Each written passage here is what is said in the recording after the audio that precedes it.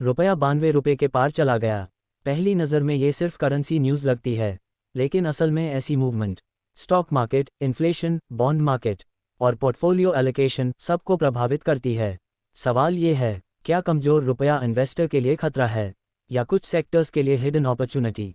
आज इसी को प्रैक्टिकल तरीके से समझेंगे। रुपया गिरा क्यों? सबसे पहला कारण है, डॉलर ग्लोबली स्ट्रॉन्ग है। जब ग्लोबल अनसर्टेनिटी बढ़ती है, इन्वेस्टर्स डॉलर में जाते हैं। दूसरा कारण, क्रूड ऑयल प्राइसेस ऊपर गए।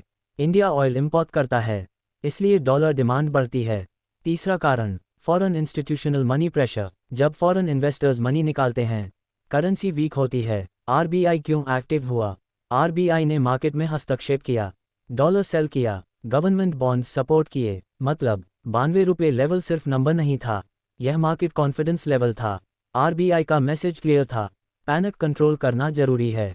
इन्वेस्टर के लिए सबसे इंपॉर्टेंट इम्पैक्ट, कमजोर रुपया हर सेक्टर को सेम तरीके से अफेक्ट नहीं करता। कौन से सेक्टर को लाभ मिलेगा? IT, pharma, speciality chemicals, export companies. क्यों? इनकी अर्निंग डॉलर में होती है। डॉलर रेवेन्यू जब रुपये में कन्वर्ट होता है, प्रॉफिट इंप्रूव हो सकता है। कौन से सेक्टर में प्रेशर है?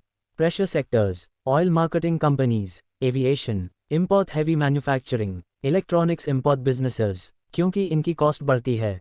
इन्फ्लेशन का प्रभाव, कमजोर रुपया से आयात किया गया सामान महंगा हो जाता है।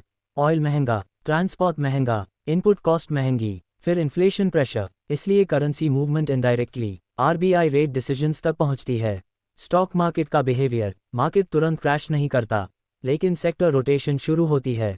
स्मार्ट इन्वेस्टर इंडेक्स नहीं देखता, सेक्टर इफेक्ट समझता है। पोर्टफोलियो डिसीजन फ्रेमवर्क, अगर रुपये की कमजोरी शॉर्ट टर्म है तो पैनिक नहीं, अगर कमजोरी लंबी है तो सेक्टर एक्सपोजर रिव्यू करो, स्पेशली एक्सपोर्ट ओरिएंटेड एलोकेशन देखो।